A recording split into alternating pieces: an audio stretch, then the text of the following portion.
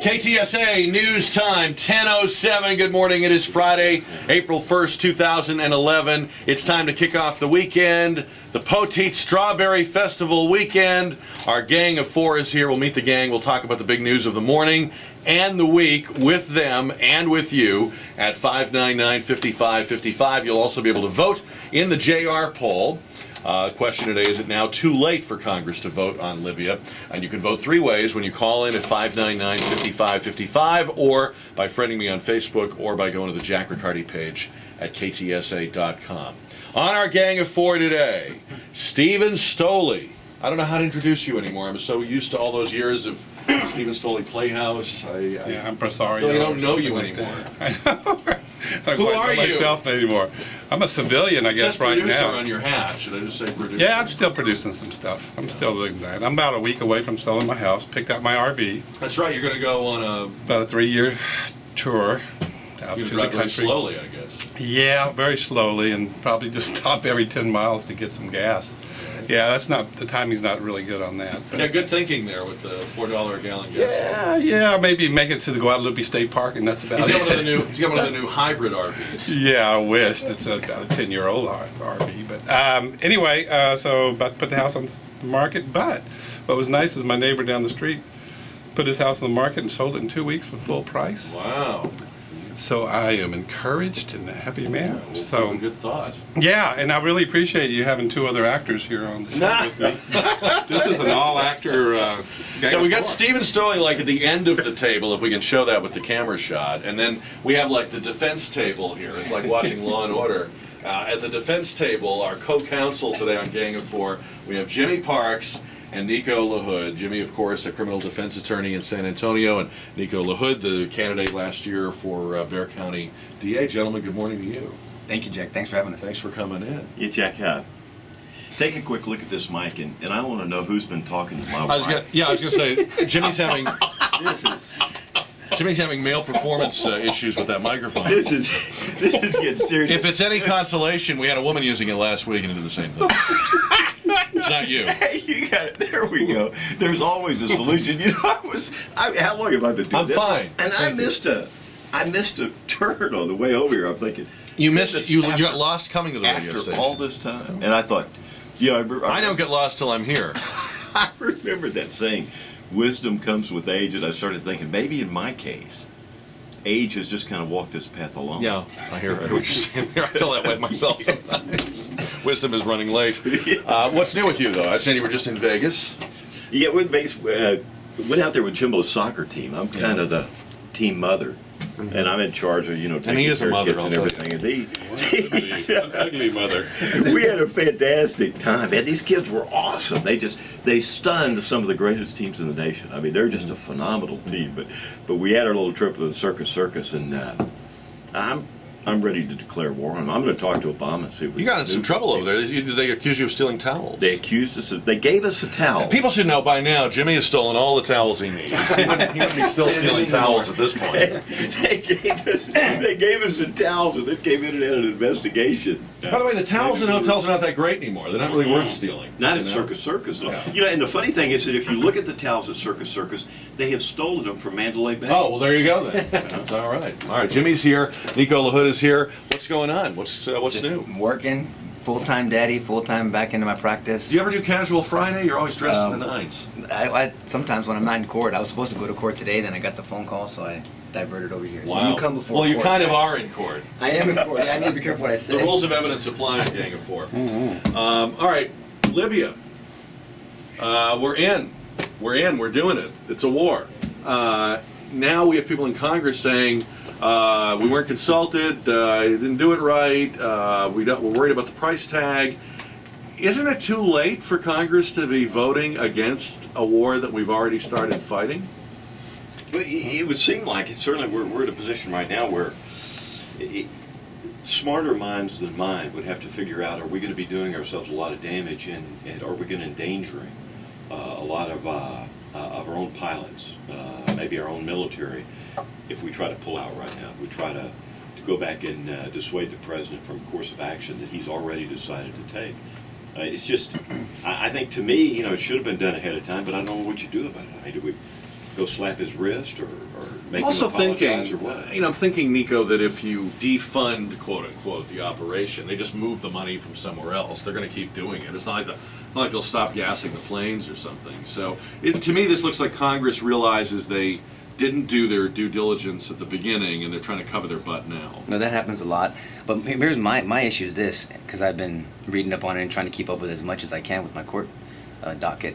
But I'm not a big advocate for kind of ticking off the hornet's nest without knocking the hornet's nest off. Does that make sense? I mean, it's like, I know we have limited involvement, quote unquote limited involvement.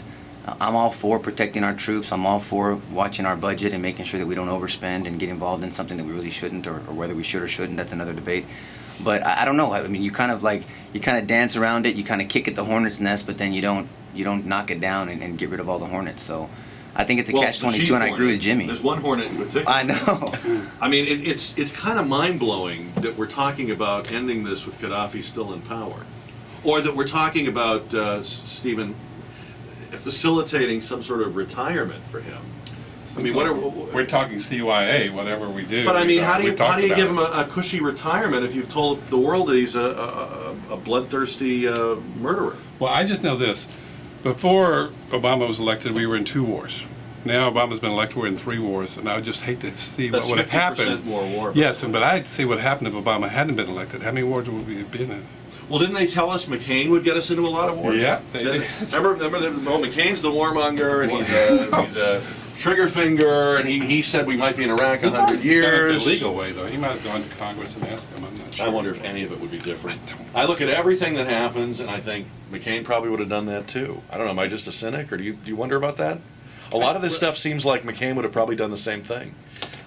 It's hard to say, Jack, and the reason I say it's hard to say is that you're going to find many times that when in the bar room, when the fight breaks out, the guys who are less likely to jump into the fray will be the real boxers and fighters. I mean, they've been through it before. If you've been through war and you understand war, you understand the damage that's caused, the devastation that occurs throughout that war, sometimes you take those decisions much more seriously, I would think.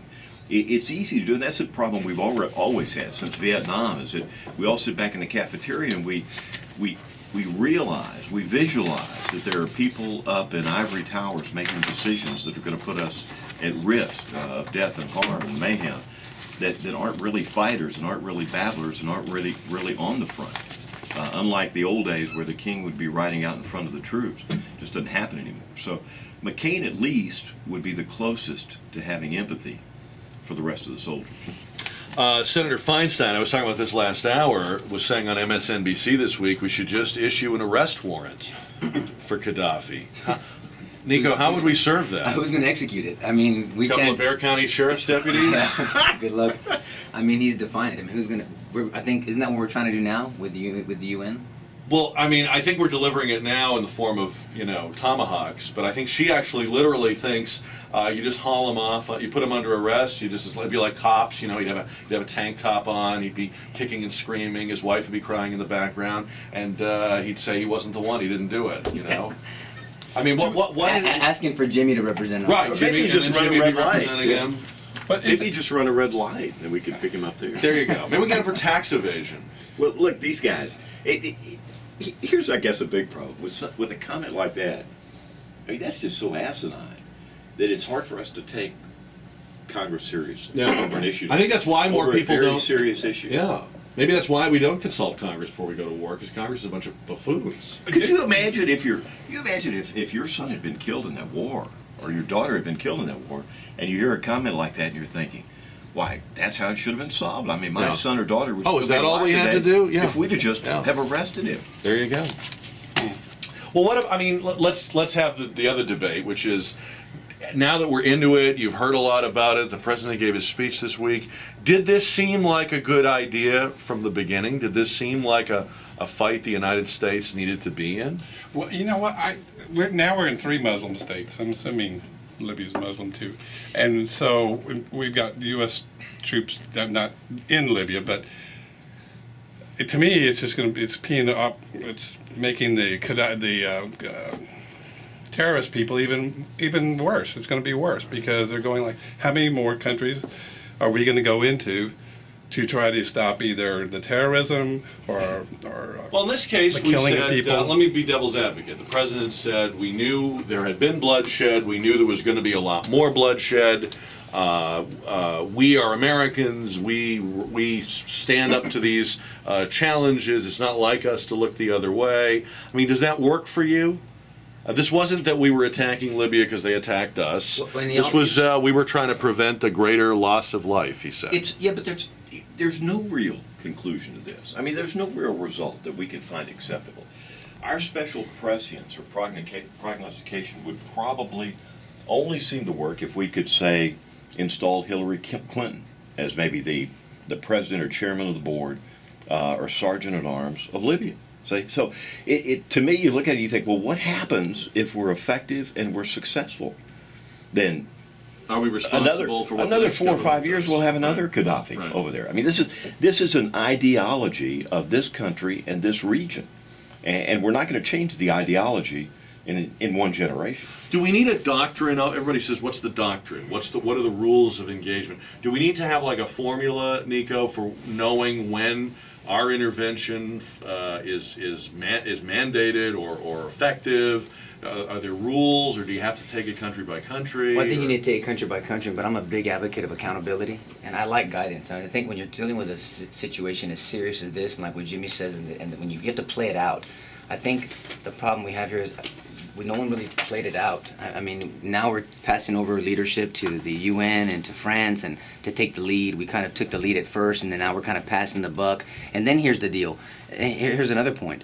Well, Gaddafi's soldiers made ground yesterday. I mean, they kind of took back one of those Right. oil cities Yeah. that the rebels had initially taken up on. Right. Now what do you do? So now the U.S. is involved. We don't have ground troops. We did an airstrike. We worked with the UN. And now Gaddafi said, hey, you know what? In poker terms, I'm all in. Checkmate. Right. Now what? Right. And now what do we do? Do we back up with our tail between our legs, or now do we go all in ourselves? Right. Yeah, So there was no. I don't think this was thought out. In my humble Doesn't- opinion, I'm not. Every good corporation or business have a doctrine, a plan. This happens, we're going to do this or this. So government should be a business. Should be run as a business. So we should have some kind of plan of what we do. It is run as a business. Unfortunately, it's run as Madoff and Associates. Because they made off with our money. That's what. What about ground troops? I predicted this week. I said, look, every hint, every sign to me points to the "I told you so."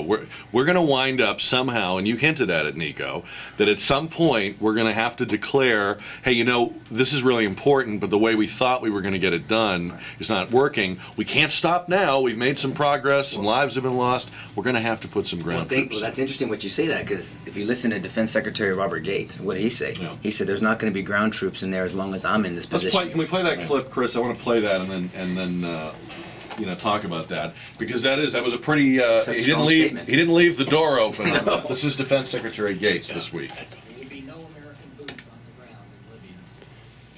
Opposing the Gaddafi regime, as welcome as that eventuality would be, is not part of the military mission. In my view, the removal of Colonel Gaddafi will likely be achieved over time through political and economic measures and by his own people. I can't speak to any CIA activities, but I will tell you that the President has been quite clear that in terms of the United States military, there will be no boots on the ground. That just sounded to me like no new taxes. Read my lips. Well, but like I said, he went all in. I mean, Yeah. So now what does he do? So what if there's troops on the ground? Does he resign? Does he step down? Read Is my he lips, defiant? Nico. No new taxes. know. I did not have sex with that woman. I mean, I'm sorry, but we live in an age where even the most clear declaratory statements just can evaporate. True. Very true. Even What do we gain? What do we? I'm a very pro-military guy. I believe in our military and stuff like that.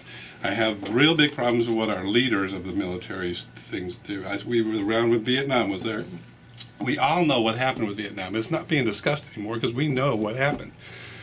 And I pull back. If you take the label of Afghanistan, you pull it back, it says Vietnam underneath it. It's the same thing with the government doesn't like us. They're corrupt. The people don't like us. What are we doing there? What are we gaining? Why are we there anymore?